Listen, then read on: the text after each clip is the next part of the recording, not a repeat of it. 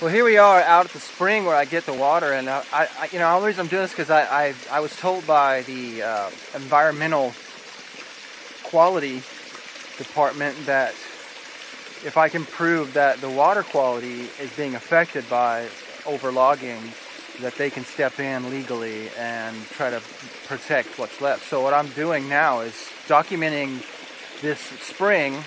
The last time I was here was the 4th of July when I documented last time, and now it is September, 4th of July 2012, and now it's September of 2012, and obviously went through some hot periods of warm days, and you can notice that the flow of water is significantly decreased. Not only that, but it's not cold anymore. It's not as cold as it was.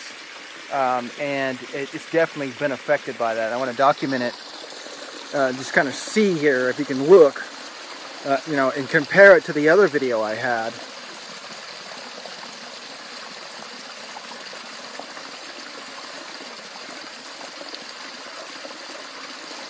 You can definitely see that the water has begun to slow in flow. The flow of this water is slow, and that's the thing I've been noticing, is that all the springs along this road have dried up. These are the last few. There's only 4 or 5 left just right here on this one. Actually, it's one spring just pouring down different sides of the mountain, and it has been very affected. There's other springs all along this road that no longer flow or are completely dried up, and the trees have begun to fall into the road, dying for the lack of water, because the watershed has been cut back, and allowing the ground to be exposed to the sun for longer periods of time, and it's causing the water to evaporate before it actually makes it to the surface or makes it up to the top of the mountains. And whether they come back or not in colder season or once the watershed grows back is unknown at this point, for the simple fact that the trees that are at the top of the mountain and their root systems have caused that water to reach up to the top. And as the trees die, their root systems die with them. And hopefully it won't affect the flow of water in the future into these areas because of the lack of need, because the trees are dying off.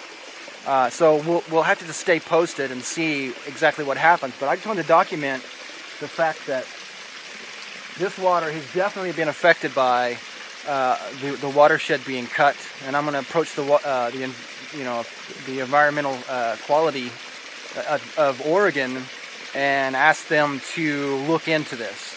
And your support and your prayers, your meditation, your projected vibration of change for what's right, and to do that which is good, will definitely support and aid in putting buffer areas around the springs, where the source of the springs are coming out of the ground, as well as the underground channels in which the water flows. Those places need to be left as is and allowed to be shaded from the sun, if we're going to protect our environments here in Oregon and not lose this natural beauty that has taken literally thousands of years to develop into these like spring areas and beautiful reservoirs and rivers, lakes, and creeks that Oregon is known for and loved for. And so that's my main reason, is to protect what we have left. I can't go back and change anything that's already happened, but I can protect what we have left, and that's where I need you to help support this movement of revealing, exposing, and preventing future devastation of our community and our natural resources here in Oregon.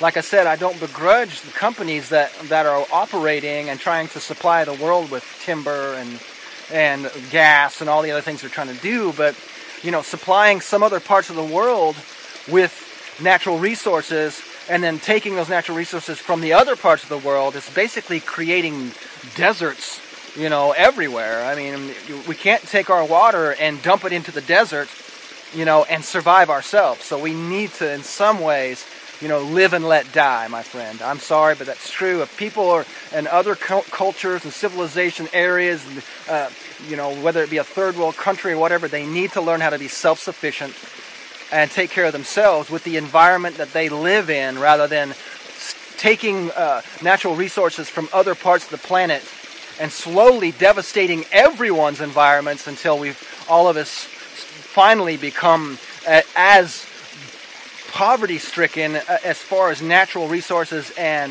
environmental, aesthetic quality, aesthetic value.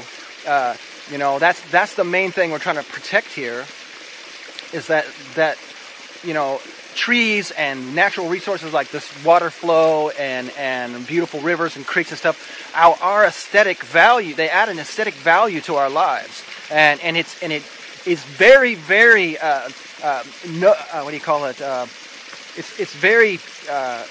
it's documentable. We can see how the loss of environment affects the life and the emotional quality, the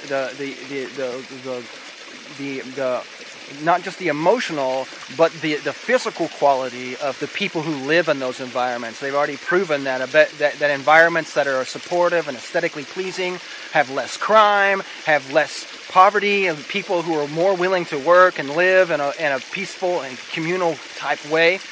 And then those places where people have the resources have been depleted and destroyed and stolen, or have been lost for some reason, those people are more likely to turn to crime or to steal from other people's environments in order to support their own lives. And that, it really comes back down to is that why would anybody care about the world or the environment and the ecosystems and the chain of life if their inner selves have been desolated and are a proverbial desert?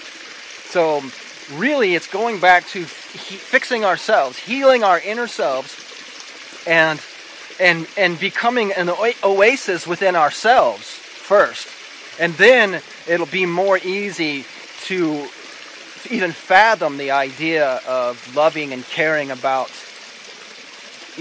other creatures and other life sources and people who and creatures that live in other cultures.